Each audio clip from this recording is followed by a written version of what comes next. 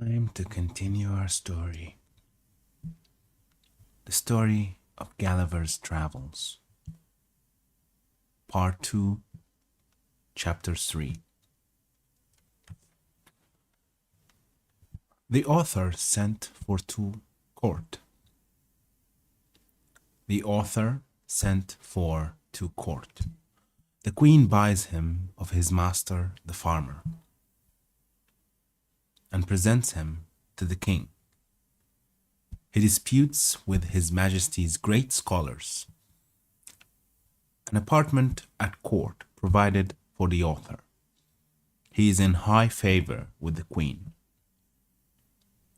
He stands up for the honor of his own country. He quarrels with the queen's dwarf.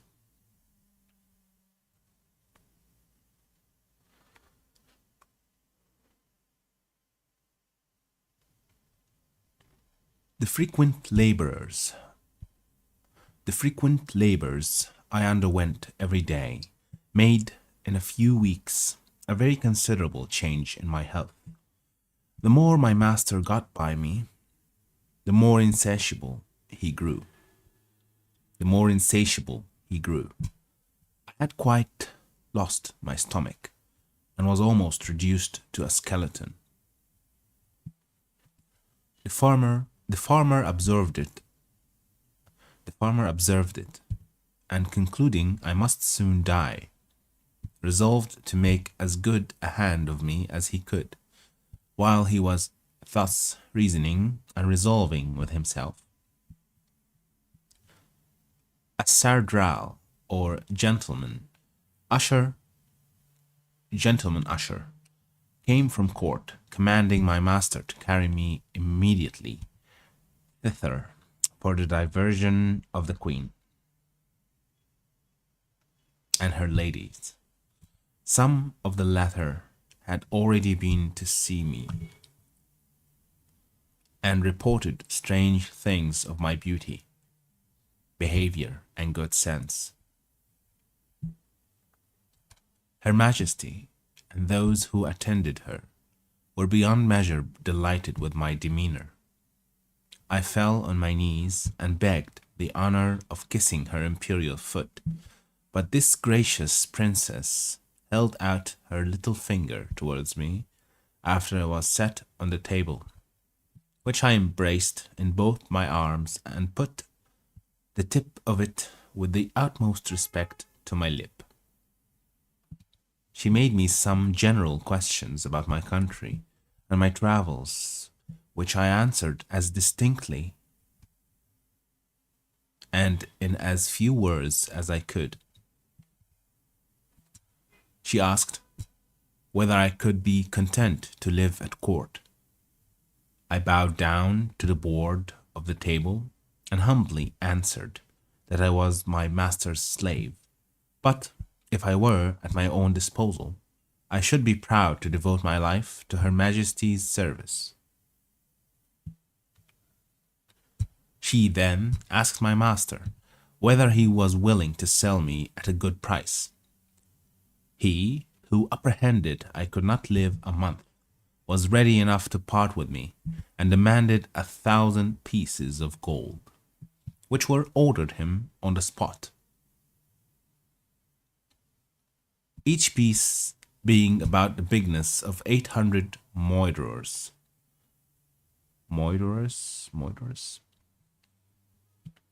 But allowing for the proportion of all things between that country and Europe, and the high price of gold among them, was hardly so great a sum as 1,000 guineas would be in England.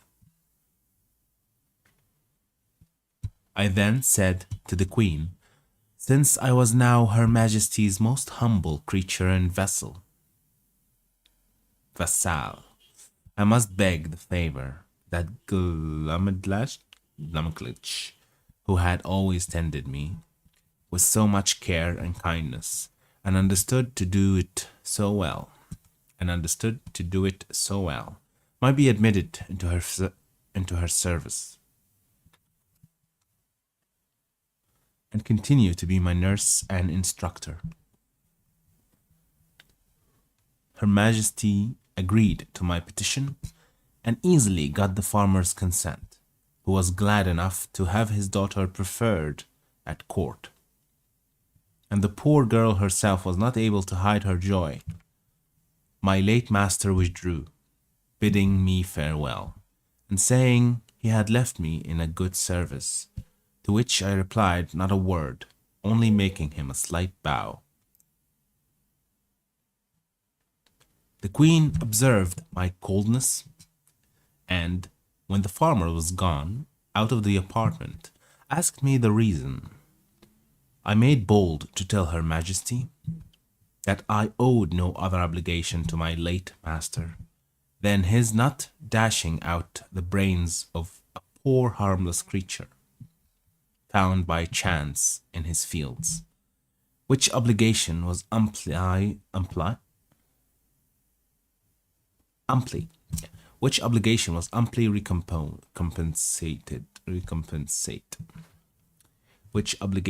amply recompensate. Okay, that's an interesting word. Let's see how it's pronounced.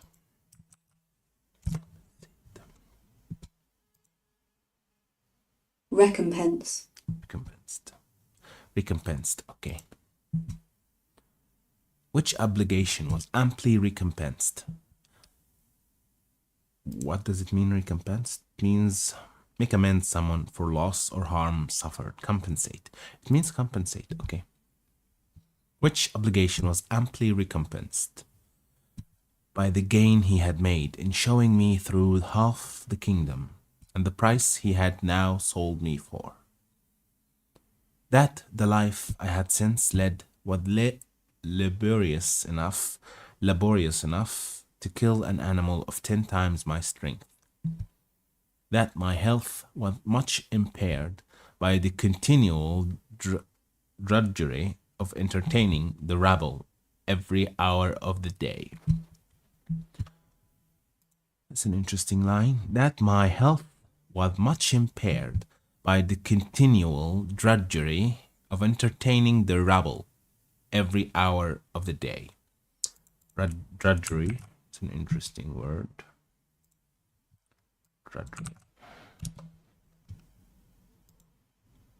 Drudgery. Yeah. And that if my master had not thought my life in danger, Her Majesty would not have got so cheap a bargain. But as I was out of all fear of being ill-treated under the protection of so great and good an empress, the ornament of nature, the darling of the world, the delight of her subjects, the phoenix of the creation, so I hoped my late master's apprehensions would appear to be groundless. For I already found my spirits revive by the influence of her most august presence. August presence. I don't know how this is pronounced. August, okay. For I already found my spirits revive by the influence of her most august presence. This was the sum of my speech, delivered with great improprieties and hesitation. Okay, I have no idea how this is pronounced, so let's see it. Impropriety, okay. This was the sum of my speech, delivered with great improprieties. Wait, still don't get it. Improprieties. Delivered with great improprieties and hesitation. Improprieties. Okay. Improprieties. Okay. Improprieties and hesitation. Okay. Good that we learned this easy. It's not a very easy word. Yeah.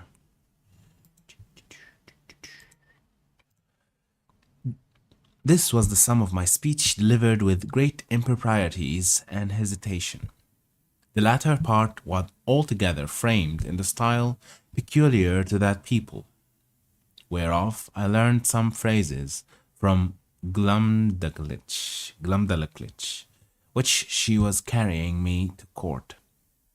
The queen giving great allowance for my defectiveness in speaking, was, however, surprised at so much wit and good sense in so diminutive an animal. Let's see how is this pronounced.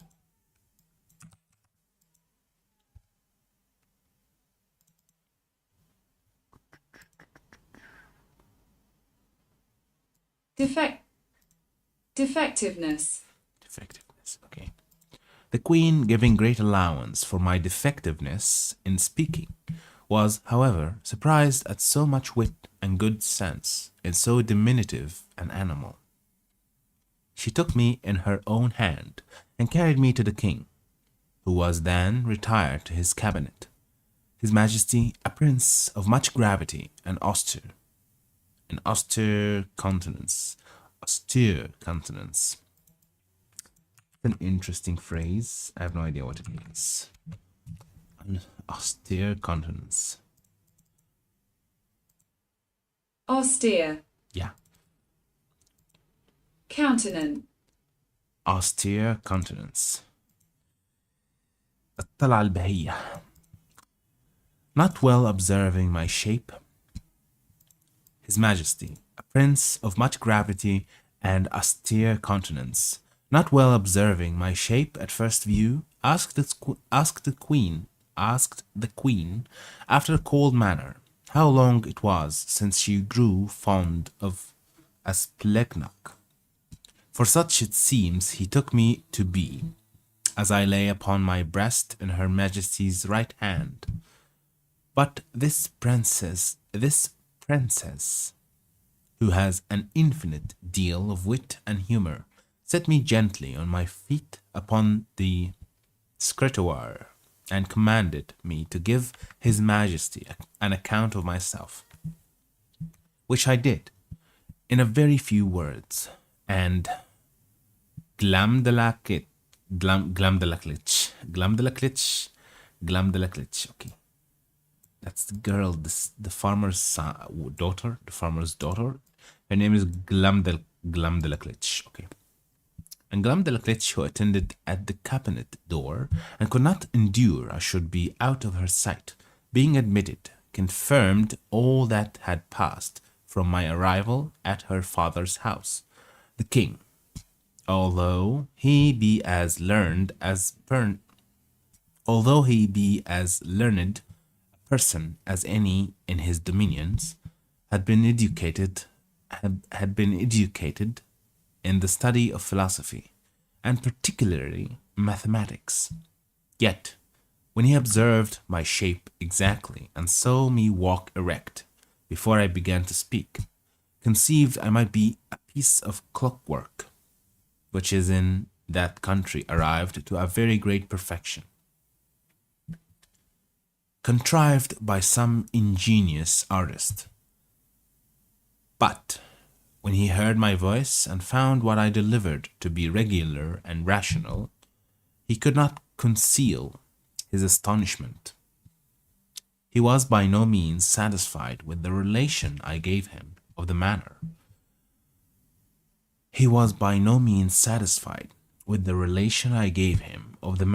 I came into his kingdom, but thought it a story concerted between Glumdalclitch and her father, who had taught me a set of words to make me sell at a better price. Upon this imagination, he put several other questions to me, and still received rational answers, no otherwise defective than by a foreign accent and an imperfect knowledge in the language, with some rustic phrases which I had learned at the farmer's house, and did not suit the polite style of a court. His Majesty sent for 3 great scholars, who were then in their weekly waiting, according to the custom in that country. These gentlemen, after they had a while examined my shape with much nicety, were of different opinions concerning me. They all agreed that I could not be produced according to the regular laws of nature, because I was not framed with a capacity of preserving my life, either by swiftness or climbing of trees or digging holes in the earth. You've got mail. Okay, sorry. What is this? Again? Okay. Let's read this.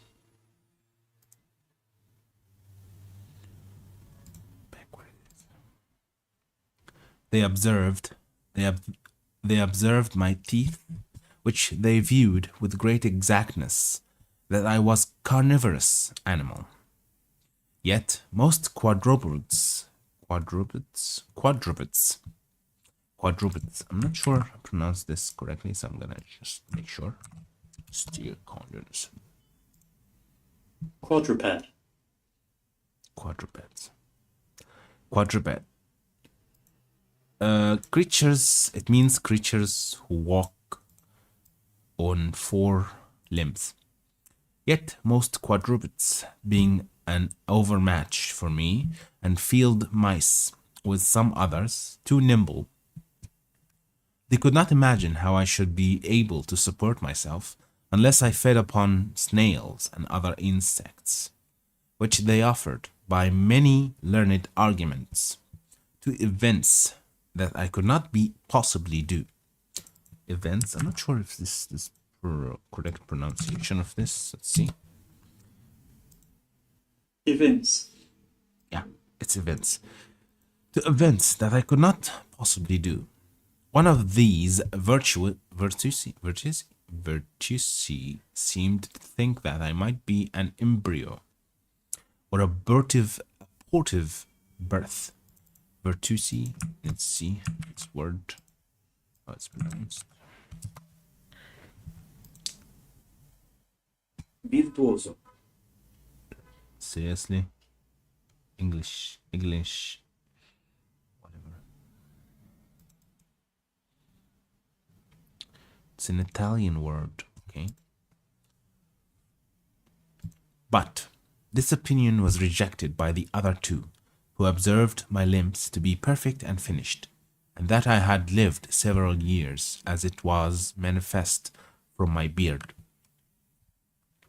the stumps whereof they plainly discovered through a magnifying glass. They would not allow me to be a dwarf, because my littleness was beyond all degrees of comparison. For the queen's favorite dwarf, the smallest ever known in the kingdom, was near 30 feet high. After much debate, they concluded unanimously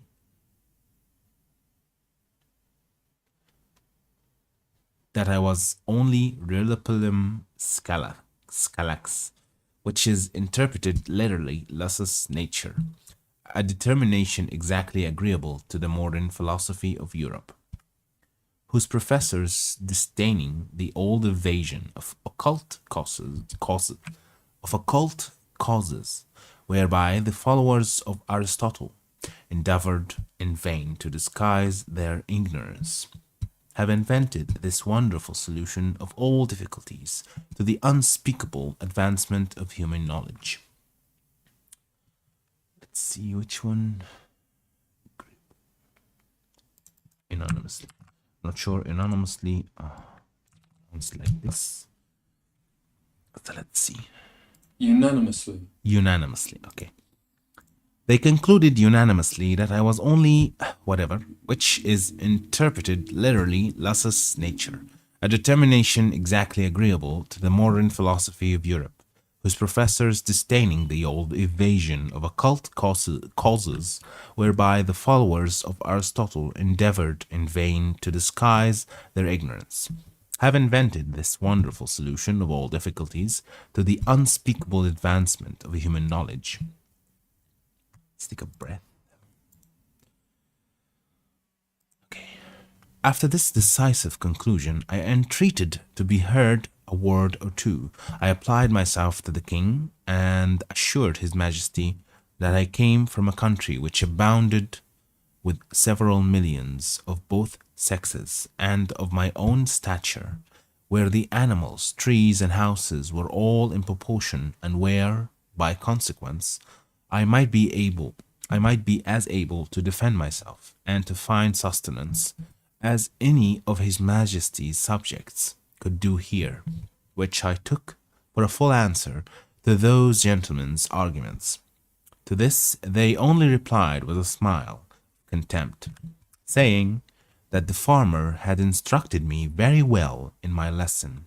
The king, who had much better understanding, dismissing his learned men, sent for the farmer, who by good fortune was not yet gone out of town.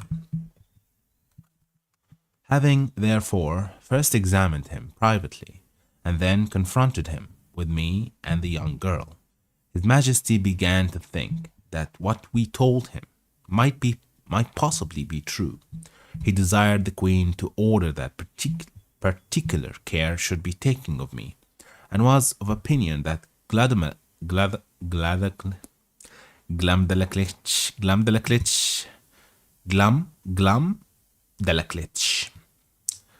Glumdalclitch should still continue in her office of tending me, because he observed we had a great affection for each other. A convenient apartment was provided for her at court.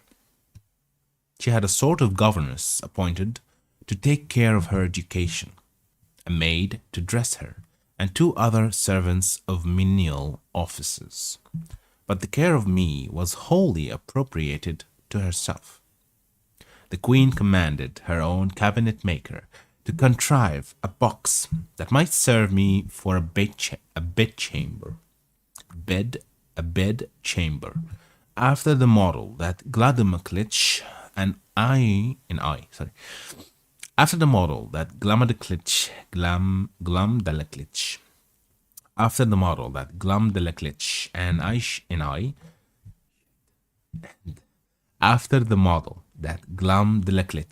I should agree upon.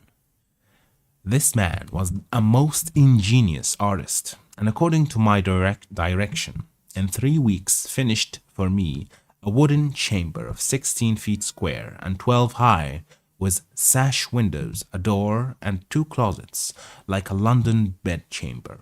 The board that made the ceiling was to be lifted up and down by 2 hinges, to put in a bed ready furnished by Her Majesty's upholsterer, which Glumdalclitch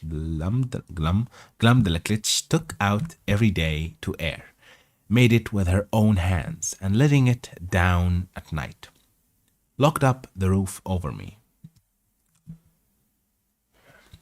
A nice workman, who was famous for little curiosities, undertook to make me 2 chairs with backs and frames of a substance not unlike ivory, and 2 tables with a cabinet to put my things in. The room was quilted on all sides, as well as the floor and the ceiling, to prevent any accident from the carelessness of those who carried me, and to break the force of a jolt when I went in a coach, and to break the force of a jolt when I went in a coach. I desired a lock for my door, to prevent rats and mice from coming in. This, after several attempts, made the smallest that ever was seen among them, for I have known a larger at the gate of a gentleman's house in England.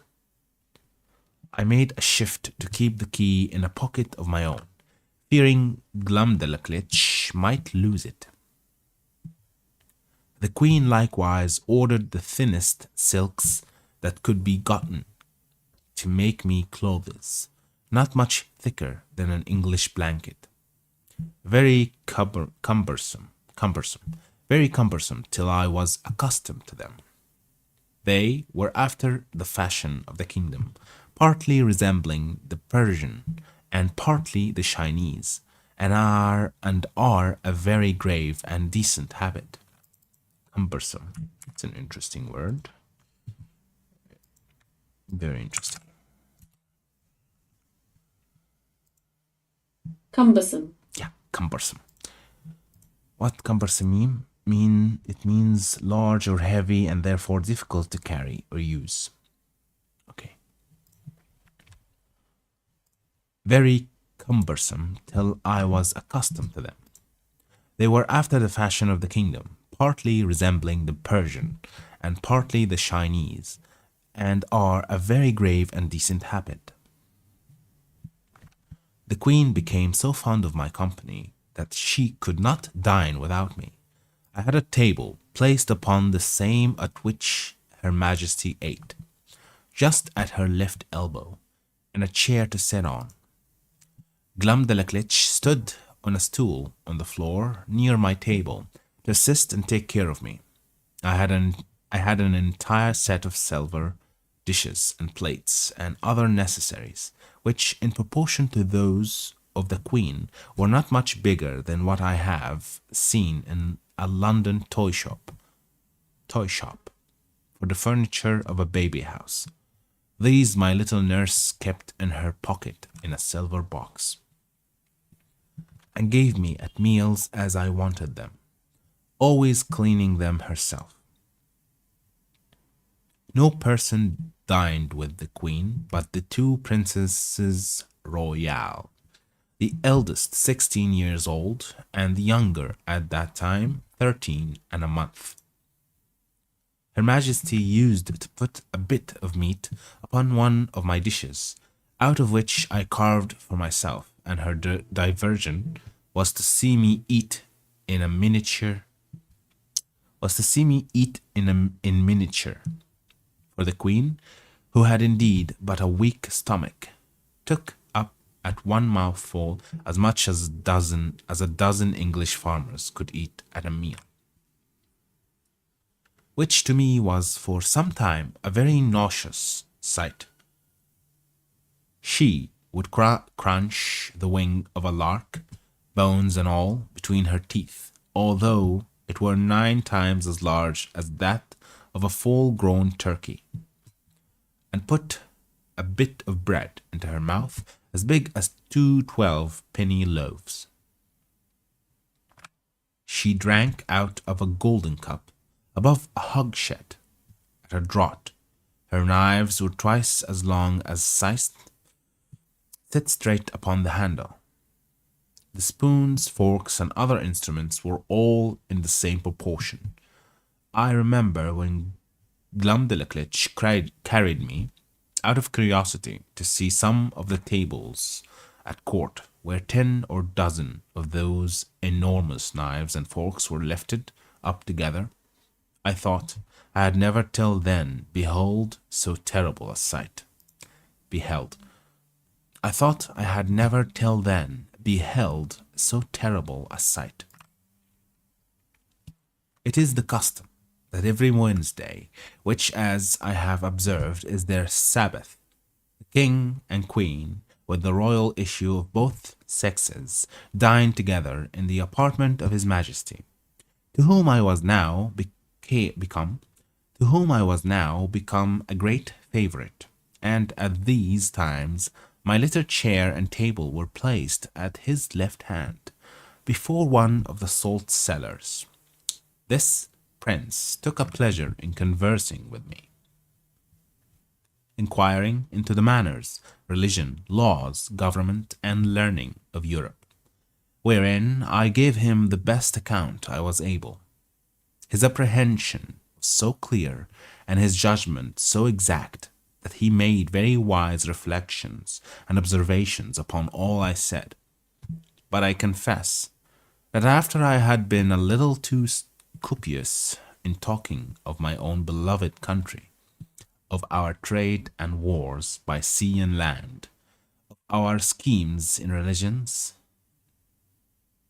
and parties in the state, the prejudices of his education prevailed so far that he could not forbear taking me up in his right hand and stroking me gently with the other, after a hearty fit of laughing. Okay, there are some interesting words here. Let's see. Copious. I'm not sure pronounce this correctly, so let's.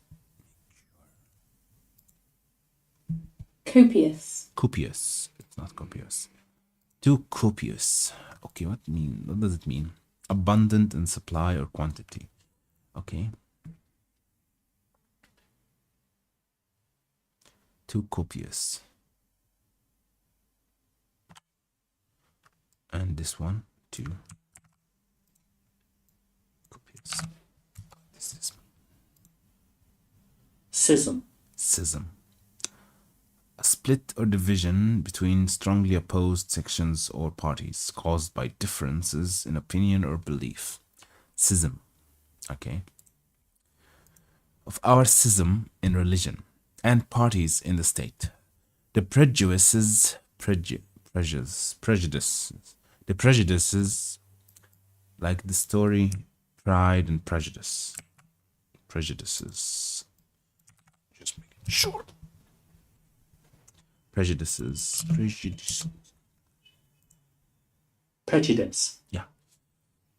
The prejudices of his education prevailed so far that he could not forbear taking me up in his right hand and stroking me gently with the other. After a hearty fit of laughing, asked me whether I was a Whig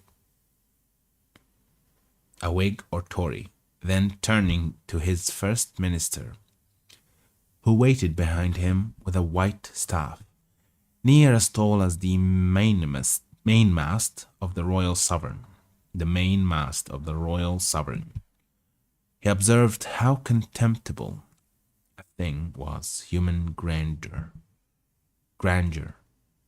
How contemptible a thing was human grandeur, which could be mimicked by such diminutive insects as I, and yet, says he, I dare engage these creatures have their titles and distinctions of honor.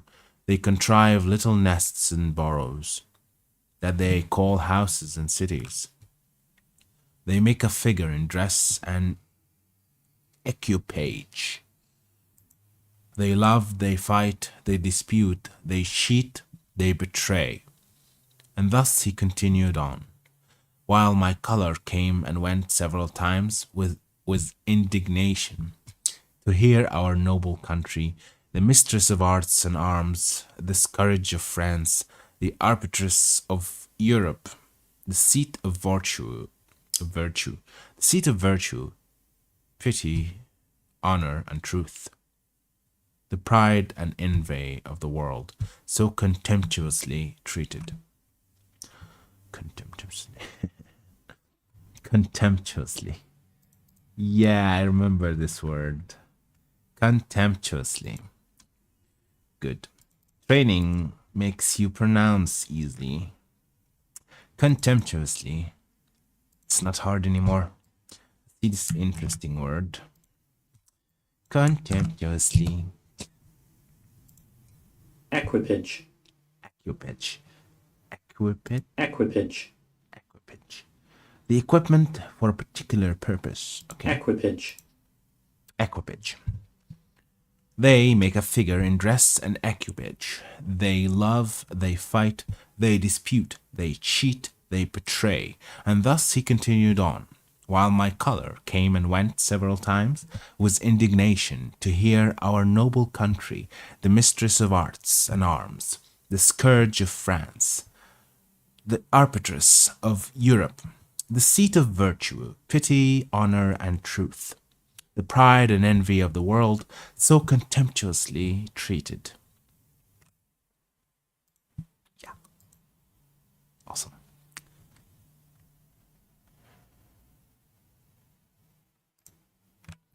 But as I was not in a condition to resent injuries so upon mature thoughts, I began to doubt whether I was injured or no.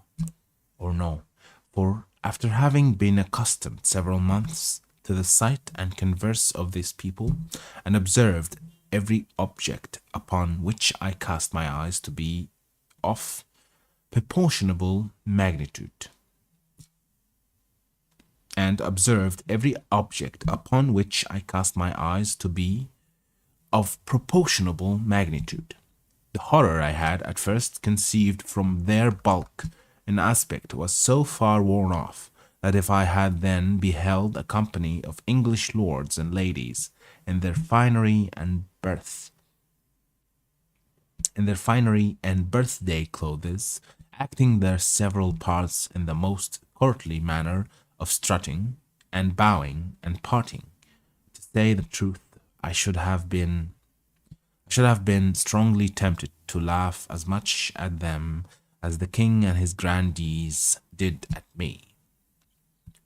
Neither, indeed, could I forbear smiling at myself when the queen used to place me upon her hand towards a looking-glass, by which both our persons appeared before me in full view together, and there could be nothing more ridiculous than the comparison, so that I really began to imagine myself dwindled many degrees below my usual size. Nothing angered and mortified me so much as the queen's dwarf, who being of the lowest stature that was ever in that country, for I verily think he was not full 30 feet high, became so insolent at seeing a creature so much beneath him, that he would always affect to swagger, and look big as he passed by me in the queen's antechamber, while I was standing on some table talking with the lords or ladies of the court. And he seldom failed of a smart word or two upon my littleness, against which I could only revenge myself by calling him brother, challenging him to wrestle, and such repartees as are usually in the mouth of court pages. Okay. That would be it for today, and I will see you in the next one. Bye.